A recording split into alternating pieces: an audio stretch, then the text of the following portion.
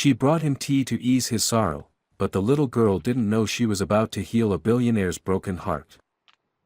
The evening air outside the hospital was cold and damp, carrying the scent of rain and asphalt. Ethan Carter sat motionless on a metal bench near the entrance, his light blue suit wrinkled and wet at the edges where it brushed against the puddles. His tie was loose, and his eyes were empty, red-rimmed from hours of crying he could no longer control. The wedding ring he held in his trembling hand felt heavier than it ever had before. It was a small circle of gold that once symbolized love, safety, and forever, but tonight it was nothing more than a painful reminder of everything he had lost. Inside that hospital, the woman he loved more than his own life had slipped away during surgery, and no amount of money, power, or influence could change that. He had built an empire from the ground up, commanded rooms full of people, and made decisions worth millions, but for the first time in his life, he was completely powerless. The world felt cruelly silent except for the faint hum of fluorescent lights and the occasional squeak of the hospital doors opening and closing. Ethan didn't even notice when the rain began to fall again. Drops hit his hair and shoulders, running down his face, mixing with his tears until he could no longer tell where one ended and the other began. He wanted to move, to stand up and go home, but the thought of returning to an empty house where her laughter once echoed made his chest tighten painfully. He couldn't face the silence that waited for him there. He had told himself to stay strong, to think like a businessman, to deal with grief logically, but grief didn't follow rules. It didn't care about control or dignity. It was raw, chaotic, and it stripped him of everything that made him who he was. For hours, he sat like that, still, silent, barely breathing, as if any movement would break the fragile thread that kept him from collapsing completely. Around him, the hospital continued its usual rhythm, ambulances came and went, nurses hurried inside with files, patients shuffled by in wheelchairs. No one paid attention to the man on the bench, no one recognized the CEO whose face had once appeared on the covers of magazines. It was in that state of quiet despair that he heard a soft sound beside him, the small shuffle of feet, almost hesitant, followed by a gentle voice that didn't seem to belong to the harsh world around him. "I brought you some tea, for the sadness." Ethan turned his head slowly, and for the first time that night, his expression changed. Standing in front of him was a little girl, no more than 5 years old, holding out a paper cup with both hands. The tea inside was steaming faintly, the smell of chamomile cutting through the damp air. She wore a pink dress under a small, worn jacket, her blonde hair tied into uneven braids. Her eyes, impossibly blue, looked at him with a mixture of curiosity and compassion far beyond her years. For a moment, Ethan just stared at her, too surprised to respond. It had been so long since anyone had spoken to him gently that he almost didn't know how to react. He finally managed to take the cup, his hand brushing against her tiny fingers. The warmth startled him, it felt almost unreal after so many hours of cold. "Why are you here, sweetheart?" he asked quietly, his voice hoarse from silence. The girl hesitated, then said simply, "My mom is in there. She had a big operation. I'm waiting for her to wake up." Her words pierced through him like a knife. She spoke without fear, without bitterness, only with a pure kind of hope that he had long forgotten existed. Ethan lowered his gaze to the cup of tea, his reflection rippling faintly on the surface. "You're a very kind girl," he murmured, his throat tightening again. The little girl smiled softly, almost shyly, and sat down beside him as if it were the most natural thing in the world. For a while, they sat in silence, two strangers united by loss and waiting. The sound of rain tapping against the hospital roof filled the air. Ethan found himself watching the child's small hands as she folded them on her lap, her legs swinging just above the ground. There was something comforting in her presence, something fragile but real, like a flicker of light in endless darkness. He didn't know her name, didn't know her story, but for the first time in months, he felt less alone. Somewhere inside his shattered chest, a faint warmth began to stir again, not enough to heal him yet, but enough to remind him that life still existed, even in its cruelest moments. And as the rain slowly stopped and the clouds began to clear, Ethan took a sip of the tea she had given him and whispered a quiet thank you, though he wasn't sure if he was thanking her, or fate, for not leaving him entirely in the dark. The next morning, Ethan returned to the hospital, though he had no real reason to be there. He told himself it was just to pick up a few documents he had left in his car the night before, but deep down, he knew that wasn't true. Something about the little girl from yesterday had stayed with him all night, the way she had looked at him without judgment, the calm way she had spoken about her mother, and the strange, fragile strength in her small voice. He couldn't stop thinking about her. It was as if her presence had touched a part of him that he had buried long ago, a part that still believed in kindness. He had spent the entire night in his empty penthouse, staring at the ring on the table, feeling like a ghost wandering through his own life. The silence there was unbearable, and so he found himself once again outside the hospital, standing near the same bench, hands in his pockets, not entirely sure what he was waiting for. The morning sun had melted the last traces of rain, and the air smelled faintly of wet pavement and hospital disinfectant. People came and went through the revolving doors, doctors in white coats, families carrying flowers, nurses rushing to their shifts. And then he saw her. The little girl was sitting cross-legged on the pavement by the entrance, a small notebook on her knees, drawing with a blue crayon. Her pink dress looked the same as yesterday, but now she wore a small jacket that was slightly too big for her, the sleeves covering her tiny hands. Ethan hesitated for a moment before walking over, unsure if she would even remember him. But when she lifted her head and saw him, her face lit up with a simple, genuine smile. "You came back," she said softly, as if she had expected him all along. Ethan sat down beside her on the bench, feeling oddly nervous. "I suppose I did," he replied, glancing at her drawing. It was a picture of a woman lying in a bed with a little girl sitting beside her. "That's your mom, isn't it?" he asked gently. The girl nodded. "Yes. She's sleeping now, but she'll wake up soon. I tell her stories every day so she doesn't get lonely." Her voice trembled slightly, but her eyes were full of faith. Ethan felt his chest tighten again. There was something painfully beautiful in the way she believed so completely, even when the world gave her no reason to. "You must love her very much," he said. "She's all I have," the girl answered simply, then added, "I'm Lily." "Lily," Ethan repeated quietly, letting the name roll off his tongue like a fragile melody. "That's a beautiful name." She giggled a little, tucking a strand of hair behind her ear. "Mom says it's because I'm her flower. She said I make her smile even when it rains." Ethan looked away, trying to hide the way his throat tightened again. The honesty of children had a way of cutting through walls no one else could reach. He didn't want to cry in front of her, not when she seemed to be doing such a good job at staying brave. For a few minutes, they sat together, and Ethan found himself talking, something he hadn't done with anyone since the funeral. He told her that he had lost someone too. He didn't go into details, didn't say the word wife, but Lily seemed to understand anyway. She nodded quietly, her little fingers fidgeting with the hem of her dress. "Then you're sad too," she said. "That's okay. We can be sad together." The simplicity of her words struck him harder than any speech could have. He had spent years surrounded by people who tried to comfort him with logic or distraction, but this child had found the one thing he truly needed, to not be alone in his sadness.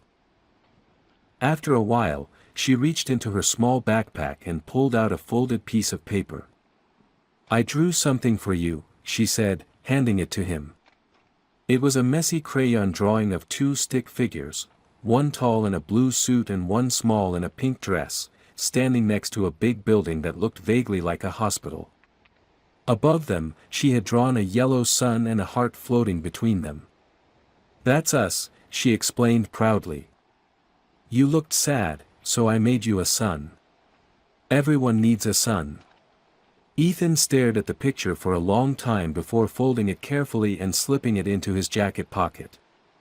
Thank you, Lily, he said quietly. That's the nicest thing anyone's done for me in a very long time. As the day went on, Ethan stayed with her until one of the nurses came to tell Lily that visiting hours were over and she couldn't go inside yet. He watched her face fall, watched her small shoulders droop as she hugged her backpack.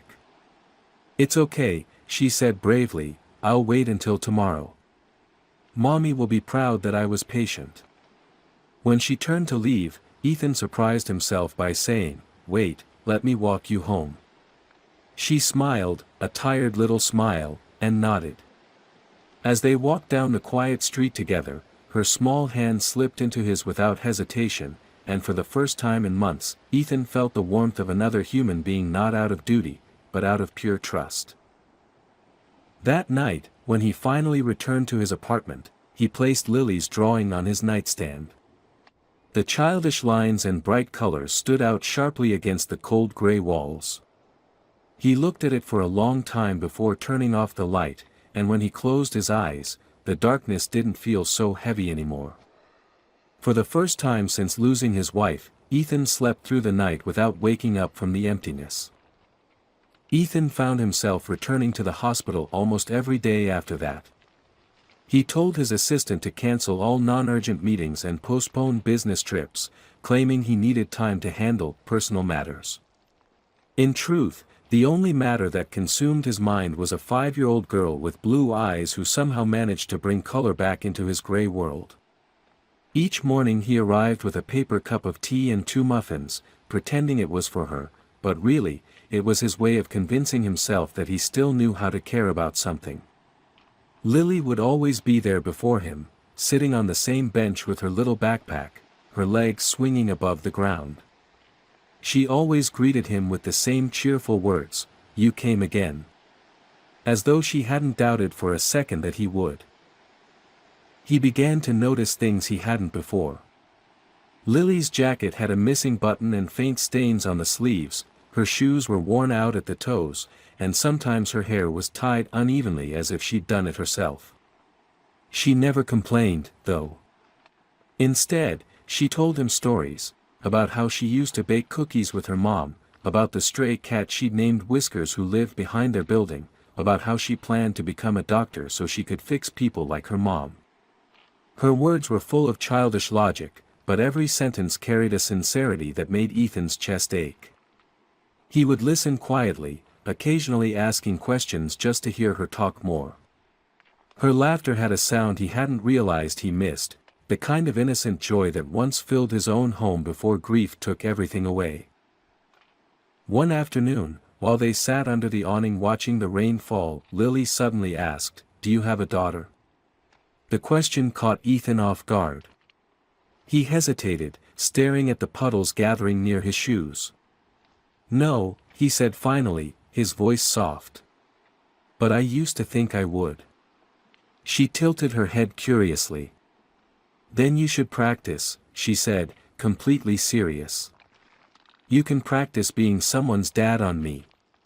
Ethan couldn't help but laugh, though it came out more like a sigh. "I don't think I'd be very good at that," he replied. "You're already good," she said simply. "You listen." That night, those words followed him home and refused to leave his mind. He lay awake thinking about them, about how easily she had given him something he didn't even know he needed, the chance to feel useful again. Days turned into weeks, and their small friendship became a quiet ritual. Sometimes Ethan brought coloring books or snacks, pretending they were just small gifts, though Lily always insisted on sharing half of whatever he brought. Other times, he would tell her about his company in simple words she could understand, about tall buildings, people working together, and how he sometimes got lost in the busyness of it all. She would listen carefully, then tell him that when she grew up, she'd like to build something big too, but not too big to forget people. He smiled at that, realizing that she saw the world much clearer than most adults did. But beneath her smiles, Ethan started to notice exhaustion in her eyes. She would rub her hands together to keep warm, and sometimes her stomach growled softly when she thought he wasn't listening. One afternoon, when he brought her a sandwich, she hesitated before taking it and said, "You shouldn't waste money on me." Ethan frowned. "It's not a waste, Lily." She looked down at her shoes and whispered, "Mom says we can't take things for free. We have to give something back." He felt his throat tighten and said quietly, "Then you can give me your stories. That's enough." She looked at him for a moment, then smiled, the kind of smile that felt like sunlight breaking through clouds. Later that day, as she ran ahead of him toward the hospital doors, clutching her little notebook, Ethan realized he hadn't thought about work, profits, or shareholders in days. The things that once defined his worth now seemed small compared to the feeling he got when he saw that little girl smile. He couldn't understand it fully, how someone so small and fragile could make his world feel steadier, but he knew one thing for certain: he needed to keep her safe. That evening, as he left the hospital, he noticed a man standing near the entrance, arguing with the staff. His voice was sharp and impatient, and Ethan heard him mention Lily's name. His instincts flared immediately. He waited until the man left before asking a nurse about it, and what he learned chilled him. Lily's mother's medical bills had fallen behind again, and the hospital had warned that they could no longer keep her under full care unless payments were made soon. The mother had no insurance, no family, and no job since her illness. Ethan drove home that night in silence, gripping the steering wheel so tightly his knuckles turned white. He couldn't stop picturing Lily's hopeful face, her quiet faith that her mom would wake up and everything would be fine.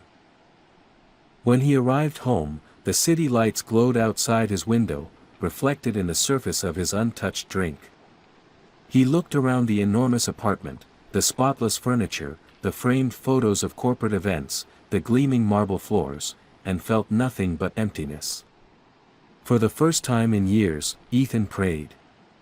Not for himself, not for his company, but for a little girl with a pink dress and tired eyes who had reminded him what it meant to be human.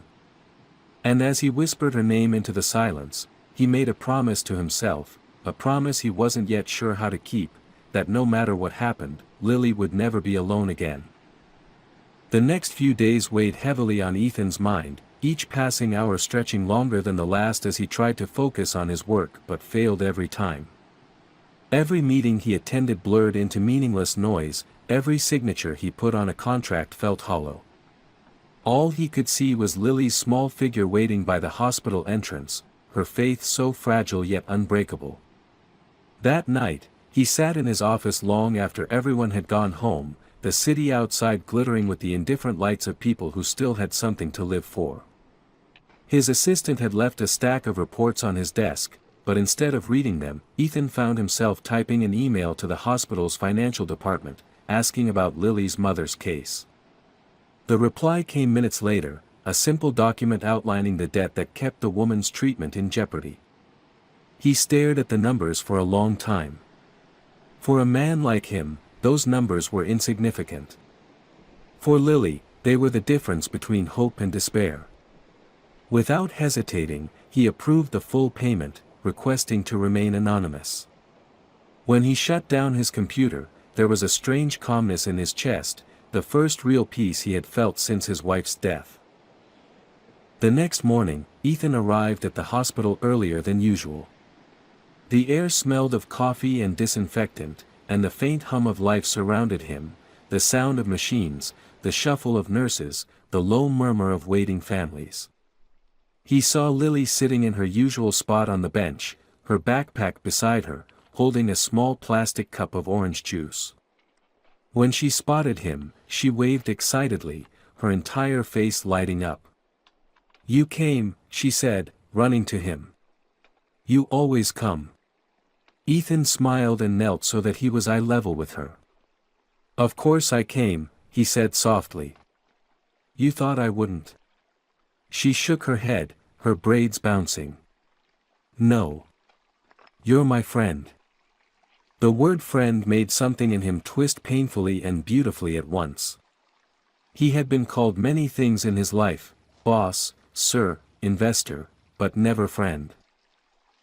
They sat together for a while, and Lily began to talk about her mom again, how the doctor said she was getting a little better. She told him that the nurses smiled more now when they checked on her, that maybe it meant good news. Ethan listened quietly, hiding the truth that he already knew: her mother's treatment had resumed only because of his payment. He didn't want her to see it as charity, he wanted her to believe that miracles still existed, even if they came in disguise. At one point, she turned to him and said, "I told Mom about you. I told her I have a new friend who brings me muffins and listens when I'm sad." I think she heard me, because her hand moved. Ethan swallowed hard, trying to steady his voice. "I'm sure she did. She's fighting, Lily. You gave her a reason to." She nodded proudly, her small hands clutching the orange juice cup as if it were something sacred. That afternoon, Ethan walked her home for the first time. She led him through narrow streets that he had never seen before, far from the glass towers and luxury stores he was used to. The buildings here were old, their paint peeling, their windows fogged. The sidewalks were cracked and uneven, and the people looked tired. When they reached her apartment building, Ethan felt his stomach tighten. It was a gray, crumbling structure that looked barely safe to live in. Lily ran up the steps and turned to smile at him. "We live up there," she said proudly, pointing to a small window on the third floor. "It's not big, but it's home." He followed her up, his polished shoes echoing against the worn-out stairs, and when she opened the door, he was met with the faint smell of medicine and old wood. The apartment was tiny, a single room with a small couch, a table cluttered with crayons and empty mugs, and a hospital bed placed near the window where sunlight streamed in. Her mother lay there, pale and still, and 4-line running into her arm. Lily walked to her mother's side and gently touched her hand. "See, Mommy. I brought my friend," she whispered. Ethan stood silently near the door, unsure whether he should stay or leave, but when Lily motioned for him to come closer, he obeyed. For a long moment, he just looked at the woman lying there. Her face was peaceful but fragile, her chest rising and falling slowly with each breath. He imagined what she must have gone through, fighting to stay alive while her little girl waited alone every day. It made his heart ache in a way he hadn't felt in years. "She looks beautiful," he said quietly. Lily nodded. "She always is. Even when she's sick." Ethan stayed longer than he intended, helping Lily prepare a small dinner of soup and toast. He watched her work with the seriousness of someone much older than her age, carefully stirring the pot and humming softly under her breath. When she spilled a little on the counter, she laughed and said, "Mom says cooking is fun when you make a mess." Ethan smiled faintly, realizing that in this small, worn apartment, surrounded by nothing but love and courage, he felt more human than he ever did in his mansion. Before he left that night, Lily walked him to the door and handed him a small folded note. "For you," she said shyly. He opened it later in his car, under the streetlight. It was a child's drawing again, this time of a man standing beside a hospital bed, holding a little girl's hand, with a woman smiling beside them. Underneath, in messy crayon letters, she had written, "Thank you for my mom's light." Ethan sat there for a long time, staring at the drawing as tears blurred his vision. He realized then that no matter how much money he had, no amount of success had ever made him feel this kind of fullness before. In that moment, he understood that something inside him had shifted completely. He was no longer just a man mourning his past. He was someone's hope now, and for the first time in years, he felt alive. The following morning brought with it an unusual quiet that hung heavy in Ethan's chest. He woke before dawn, unable to shake the image of Lily's apartment, the peeling paint, the smell of medicine, the way the sunlight had fallen across her mother's still face. He moved through his penthouse as if it were someone else's home, the cold marble floors echoing beneath his steps, the silence pressing in on him from every direction. He made himself a cup of coffee, but it sat untouched as he stared out over the city. For years, he had measured his worth in numbers, in buildings that bore his company's name, in stock reports and profits, but now none of it meant anything compared to the image of that little girl cooking soup beside her unconscious mother. Somewhere along the way, the walls he had built around himself began to crack, and through those cracks something new and fragile started to grow, a sense of responsibility, not out of guilt, but out of love he didn't know he still possessed. He arrived at the hospital early again, carrying a paper bag with breakfast. Lily was already there, as always, waiting patiently by the bench with her sketchbook in her lap. The moment she saw him, she waved, and her smile, small, tired, yet unbreakably bright, pulled him out of his thoughts. They shared breakfast together on the bench, talking about little things, the funny nurse who told jokes, the cat that sometimes appeared near the hospital doors, and the new picture Lily was drawing. She was sketching her mother again, but this time, the woman's eyes were open. "She's waking up soon," Lily said with quiet certainty. "I can feel it." Ethan didn't contradict her.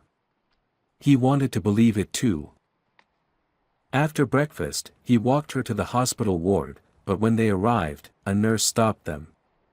"I'm sorry, sweetheart," the nurse said gently to Lily, "we're running some tests right now. You'll have to wait a little longer today." Lily nodded bravely, though Ethan could see the disappointment flash across her face. He led her back to the bench, and they sat there in silence for a while, watching the people pass by. Then she turned to him and asked, "Do you ever get lonely?" The question came out so quietly it almost disappeared into the sound of the wind. Ethan hesitated, not sure how to answer. Finally, he said, "Sometimes. But not when I'm here." Lily looked up at him, her big blue eyes full of that childlike honesty that never sought to flatter or judge. "Then I'll keep you company," she said simply. "Because you keep me company too." As the day went on, Ethan found himself opening up more than he had intended. He told her about his wife, about how he used to bring her tea every morning and how she laughed when he burned toast because he couldn't cook to save his life. Lily listened with rapt attention, nodding seriously as though she were much older than her 5 years. "You must miss her a lot," she said softly. Ethan nodded, his throat tightening. "Every day." She thought for a moment and then said, "Maybe she sent me to you so you wouldn't be lonely." He laughed a little, but there was something in her words that made his chest ache. Maybe, in her own innocent way, she was right. That afternoon, as they sat together watching the sun dip behind the hospital's roof, one of the doctors approached Ethan privately. He recognized the man from the staff meeting he had once attended when he'd arranged payment for Lily's mother's care. The doctor hesitated before speaking. "Mr. Bennett, I know you requested anonymity, but I think you should know, the patient's condition is improving. The treatment's working better than expected. If things continue this way, she might regain consciousness within the next few weeks." Ethan felt something shift inside him, a cautious, trembling hope. He thanked the doctor quietly and turned back to where Lily was sitting on the bench, humming softly as she tied the strap of her shoe. For the first time, he allowed himself to imagine a future where that little girl's mother opened her eyes and smiled again, where Lily would run into her arms instead of waiting outside hospital doors. That night, when Ethan dropped Lily off at home, she insisted on walking him to his car. "You know what I prayed for today," she said as she stood by the door, her small hands clutching the edges of her jacket. "I prayed that you wouldn't be sad anymore. Mommy says prayers work better when they're not for yourself." Ethan looked at her, his heart twisting with emotion he could barely contain. He knelt down so their eyes were level and said, "Then I'll pray too, that your mom gets better soon." She nodded seriously, then whispered, "If she does, I want you to come visit us."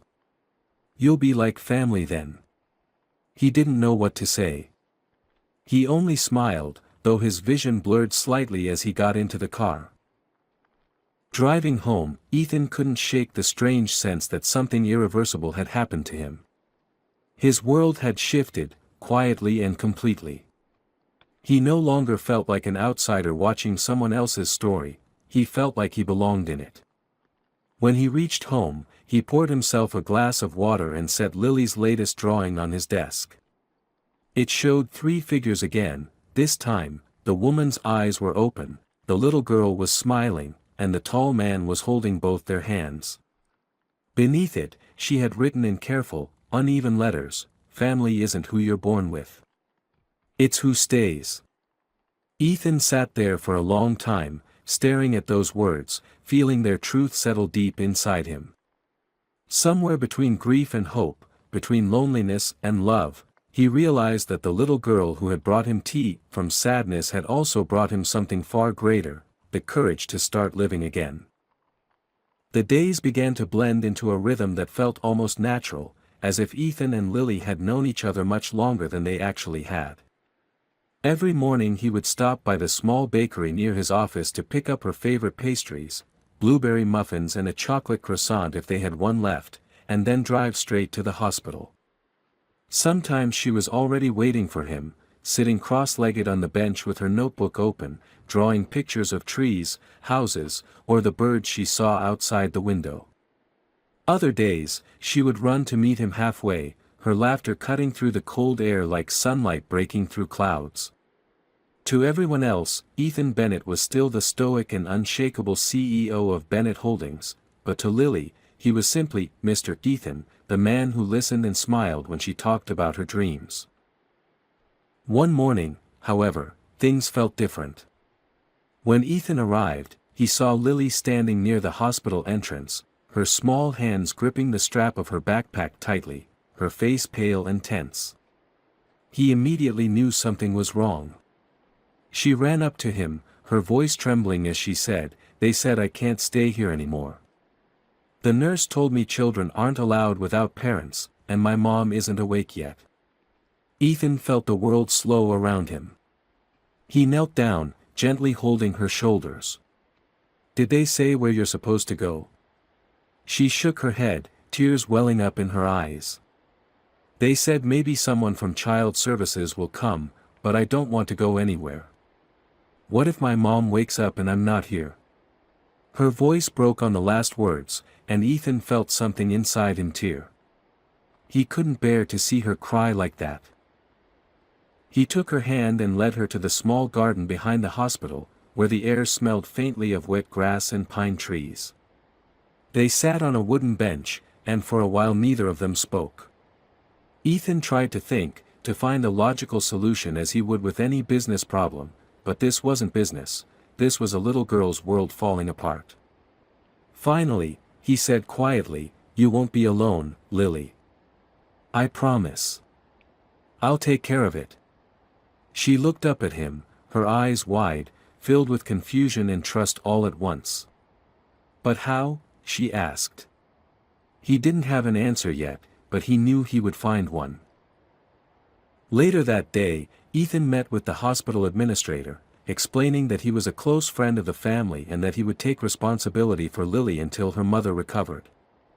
At first, the staff hesitated, rules were rules, and exceptions weren't easily made, but the weight of his name, his calm authority, and the quiet desperation in his eyes eventually broke through.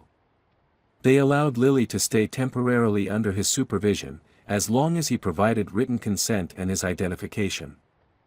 As he signed the papers, he felt a strange sense of peace.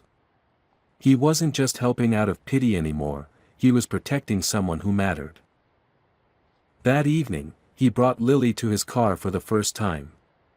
She looked around the luxurious interior with awe, her small hands touching the seat carefully, as if she were afraid of breaking something. "It's so soft," she whispered, giggling. "It's like sitting on a cloud." Ethan smiled faintly and fastened her seatbelt. "Then I guess you're safe in the clouds for now," he said.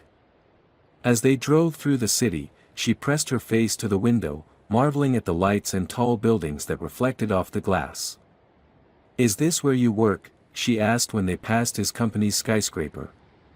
"Yes," he replied. "It's where I spend too much time." She turned to him seriously. "You should spend more time eating muffins. They make people nicer." Ethan laughed, a sound he hadn't made in a long time, and nodded. "I'll remember that." When they arrived at his home, Lily froze in the doorway, staring up at the enormous marble staircase and the chandelier glowing above. "It's like a castle," she whispered. "Are you a king?" He chuckled softly. "Not even close. Just a man who forgot what home felt like." She frowned thoughtfully and said, "Then maybe now it can feel like home again." Her words struck deeper than she could have imagined. He showed her around, pointing out the guest room where she could stay, though she insisted on sleeping near the window because she wanted to see the stars. That night, after she fell asleep clutching her stuffed bunny, Ethan stood in the doorway for a long time, watching her breathe. There was something healing in her presence, something that made the house feel alive again. The next morning, she woke him up before sunrise. He found her standing by the kitchen counter, wearing one of his oversized shirts that hung almost to her knees, trying to pour milk into a bowl of cereal. "I made breakfast," she announced proudly, though most of the milk had spilled onto the counter. He couldn't help but laugh as he grabbed a towel. "It's perfect," he said. "Maybe we'll start every day like this." She nodded eagerly, smiling up at him. Over the next few days, Ethan noticed how easily Lily fit into his life. She would sit quietly in his office while he answered calls, drawing pictures of him and her mother talking under trees, or of hospitals turning into houses filled with flowers. She had a way of softening even his staff. His secretary started bringing her stickers, and his driver always kept candy in the car now. Everyone seemed to feel what he felt, that she carried something pure and untainted, something the world desperately needed. But Ethan also began to sense the fragility beneath her bright exterior. Every time she passed the hospital, her hand would tighten around his, and she would whisper, "I hope Mommy knows I'm still close." One evening, as they walked through the city park, Lily stopped suddenly and said, "Mr. Ethan, do you think people can have more than one home?" He looked down at her, surprised by the question. "What do you mean?" She kicked at the leaves on the ground. "Like, if my mom wakes up, and we go back home, can this still be my home too?" He didn't answer right away. He bent down and said quietly, "Home isn't a place, Lily. It's people. So yes, you can have more than one home." She thought about that, then nodded with a small smile. "Then you'll always be one of my homes." That night, when Ethan tucked her into bed, he couldn't help but feel the shift within himself solidify. The emptiness that had haunted him for so long was slowly being replaced by something real, something he didn't even dare name yet. It wasn't just affection, it was love, deep and protective and terrifying in its intensity. As he turned off the light and stood by the door, watching her small form beneath the blanket, he realized that somewhere along this unexpected path, he had stopped saving her and started being saved himself. Ethan's life had changed in ways he couldn't have imagined. His house, once cold and silent, now echoed with laughter and the sound of small footsteps running down the hallways. Lily's presence had breathed warmth into every corner of his world.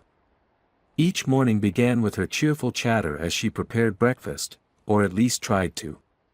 His once perfectly organized kitchen now bore evidence of their shared moments, flour dusted across the counter, a half-eaten muffin left beside his laptop, little drawings pinned to the refrigerator. Yet, for the first time in years, Ethan didn't mind the chaos. It made him feel alive again, connected to something beyond the walls of his own success. He found himself looking forward to the evenings when they'd sit on the couch watching old cartoons, her head resting against his arm, her soft laughter melting away the stress of the day. The emptiness that had followed him since his wife's death had been replaced with something he couldn't name but deeply cherished. One afternoon, as he was preparing to leave for a business meeting, he received a call from the hospital. His heart sank the moment he heard the doctor's voice. The man sounded cautious but hopeful. "Mr. Bennett, I thought you'd like to know, Lily's mother has regained partial consciousness. She's weak, but she's responding." Ethan froze, gripping the phone so tightly that his knuckles turned white. The rush of relief was overwhelming, and yet it was tangled with something sharp and painful. He thanked the doctor and ended the call, staring at the city skyline outside his office window. Lily's mother was waking up. The very moment he had prayed for, the miracle they had both longed for, was finally happening.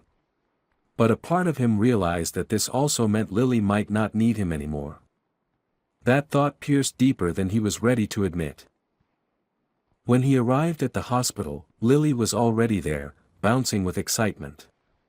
She opened her eyes, she shouted the moment she saw him. "Mr. Ethan, Mommy woke up." She looked at me. He smiled and lifted her into his arms, spinning her gently as she laughed. "That's wonderful news," he said, his voice warm but trembling slightly. Together they walked to her mother's room, where the woman lay propped up against the pillows, pale but awake. Her eyes fluttered open as they entered, and she smiled weakly at her daughter. Lily ran to her side and threw her little arms around her. Ethan stood at the doorway, quietly watching the reunion unfold, his chest tight with emotion. When Lily turned and proudly introduced him, "Mommy, this is my friend, Mr. Ethan. He took care of me while you were sleeping," the woman looked at him with gratitude that needed no words. He spent only a short while in the room, offering to bring anything they needed, but he could feel that his presence now belonged in the background. This was their moment. As he left the hospital, he felt a deep ache beneath the joy. For months, he had been Lily's world, her anchor, her comfort, but now she would return to the arms that had always been meant for her. That night, his home felt unusually quiet again. Her toys were still scattered in the living room, and the little blanket she loved was draped over the couch. He sat there for a long time, staring at it, realizing how empty the house would feel without her laughter. Over the next few days, Ethan continued to visit the hospital, but things were different. Lily still greeted him with the same smile, but now she spent most of her time beside her mother's bed, reading stories or holding her hand. He brought them meals, flowers, anything to make their stay easier, but he began to sense that his role in their lives was slowly fading. One evening, as he was about to leave, Lily ran up to him and hugged him tightly. "Mommy says we might go home soon," she said softly. "Isn't that good?" He nodded, forcing a smile. "It's wonderful, Lily. That's exactly what you've been waiting for." She looked up at him with wide, serious eyes and said, "But if we go, will you still come visit us?" He hesitated, his throat tightening. "Of course," he said finally. "You couldn't get rid of me that easily." She laughed, but something in her gaze told him she understood more than she was saying. That night, Ethan couldn't sleep. He walked through his home aimlessly, stopping by the guest room that had once been hers. It was quiet now, her drawings still taped to the wall, her small slippers by the door. On his desk sat one of her notes, written in colorful crayon, "Don't be sad, Mr. Ethan. Smiles are stronger than storms." He ran his fingers over the paper, his heart tightening with a mixture of sorrow and pride. In her innocent way, Lily had taught him how to heal. A few days later, the hospital called again. Lily's mother was being discharged. Ethan drove there with mixed emotions swirling inside him. When he arrived, Lily was waiting by the entrance, holding her mother's hand. The woman, still weak but smiling, thanked him for everything he had done. "You gave us more than I could ever repay," she said quietly. "You gave my daughter safety when I couldn't." Ethan shook his head. She gave me something too, he replied. She reminded me what it means to care. Lily hugged him one last time before getting into the car with her mother. I'll come visit, okay, she said, her voice trembling slightly. He smiled and nodded, even though he knew it might be a long time before that happened. As he watched them drive away, a strange silence settled over him. The wind brushed past, carrying the sound of the city, and for a moment he felt both full and hollow all at once. He climbed into his car but didn't start it right away. Instead, he sat there, staring at the hospital entrance where she had waved goodbye. In his heart, he knew this wasn't the end, just a change, the kind life forces on you when you least expect it. He had entered Lily's life as a stranger, and now he was leaving as something much more. She had given him the courage to face his grief, to open his heart again, and though it hurt to let her go, he knew that love didn't always mean holding on. Sometimes, it meant setting someone free, trusting that what you built together would stay alive in both of you. That night, when Ethan returned home, the silence didn't feel as suffocating as before. He stood by the window, watching the city lights flicker below. Somewhere out there, Lily was laughing again, and that thought alone was enough to make him smile. For the first time in years, he didn't feel lost, he felt at peace, knowing that some bonds don't fade with distance. They simply live quietly inside the heart, waiting to shine again when the world grows dark. Weeks turned into months, and life settled into a quieter rhythm. Ethan threw himself back into work, but something in him had changed completely. He no longer chased meetings or deals with the same cold detachment he once had. His priorities had shifted. The money, the power, the endless competition, all of it now felt small compared to what he had experienced in that hospital corridor, beside that little girl who had unknowingly brought him back to life. Yet even as he returned to his routines, there was not a single day when he didn't think about Lily. Sometimes, he would find himself glancing at the passenger seat of his car, half expecting to see her sitting there with her sketchbook and that mischievous little smile. Other times, he'd catch himself saving a muffin from the bakery without realizing it was her favorite. The ache of her absence wasn't crushing, it was tender, a reminder that she had left a mark no time could erase. One rainy afternoon, as he was leaving his office, Ethan noticed a small figure standing by the front doors, drenched from the rain.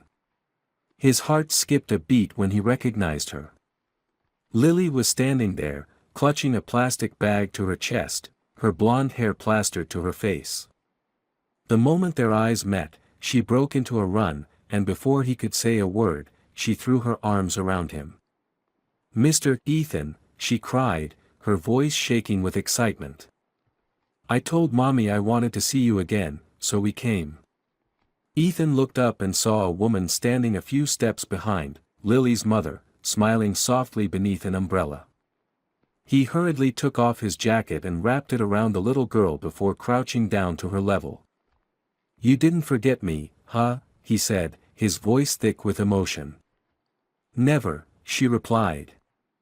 "You're my home too, remember?" The words hit him straight in the heart. He invited them both inside, leading them up to his office where he ordered warm tea and towels to help them dry off.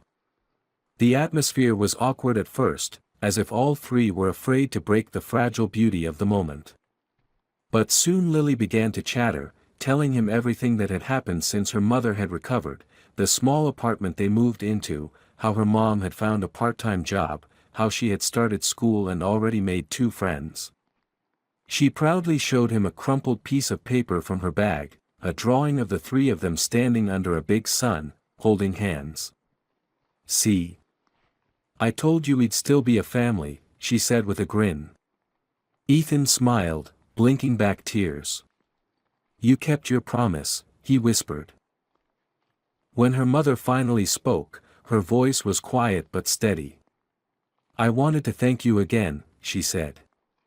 "Not just for what you did for Lily, but for giving her hope when I couldn't. I don't know what would have happened if you hadn't found her." Ethan shook his head. You don't owe me anything. She gave me more than I ever gave her. The woman smiled knowingly, as if she understood something deeper. She has that effect on people. She sees the best in everyone, even when they can't see it themselves. Lily looked between them, confused but happy, humming softly as she sipped her tea. After a while, Ethan offered to drive them home. The rain had stopped, and the city glowed beneath the wet streets, lights reflecting like tiny stars scattered across the pavement. As they drove, Lily pressed her face to the window, tracing the raindrops with her finger. It's like the city's crying happy tears, she said dreamily. Her mother laughed quietly, and Ethan found himself smiling too. When they reached their building, Lily hesitated before unbuckling her seatbelt. Can we come again sometime? She asked, her small voice filled with hope. Anytime, he said softly. You never need to ask. She grinned and hugged him once more before hopping out of the car. He watched as she and her mother disappeared into the building, her little pink jacket bright against the gray night. Ethan sat there for a long time after they left, watching the faint light flicker on in their window. He could see the shadow of Lily running around the small room, waving her arms animatedly as her mother folded laundry. It was such a simple scene, but it filled him with a profound sense of peace. He realized then that he didn't need to be part of their daily lives to feel connected to them. What they had shared wasn't something that faded, it had become part of who he was. For the first time in years, he didn't feel alone. The following weekend, a small letter arrived at his office, written in uneven handwriting and decorated with hearts and stars. Inside was a simple message: Dear Mr. Ethan, thank you for being my friend. Mommy says angels don't always have wings. I think she's right. Love, Lily. He sat back in his chair, the note trembling slightly in his hands, and for the first time since his wife's death, he allowed himself to cry, not from grief, but from something gentler, something that felt like healing. He framed the note and placed it on his desk, right beside the photo of his wife, as if the two pieces of his past and present finally belonged together. Years later, Ethan would still think of that little girl whenever he saw the first snowfall of winter or passed by the hospital that had once brought them together. He would sometimes catch himself looking for her face in the crowd, even though he knew she was growing up, living the life she deserved. But deep down, he also knew that she had never really left. She existed in every quiet act of kindness he did afterward, in every decision made with compassion instead of pride, in every moment he chose to care when it would have been easier not to. The man who had once lived only for himself had learned, through a child's small gesture of love, that the greatest fortune wasn't in wealth but in the people who teach you how to feel again. On a bright spring morning years later, Ethan walked through the city park and noticed a young girl selling lemonade with a handmade sign. She looked up at him with sparkling blue eyes that seemed achingly familiar. Lemonade, sir? She asked cheerfully. And in that instant, as sunlight filtered through the trees and laughter filled the air, Ethan smiled, a deep, genuine smile that reached his eyes. Because even if time had changed everything, one truth remained: kindness, once given, never truly leaves. It circles back, finding its way home.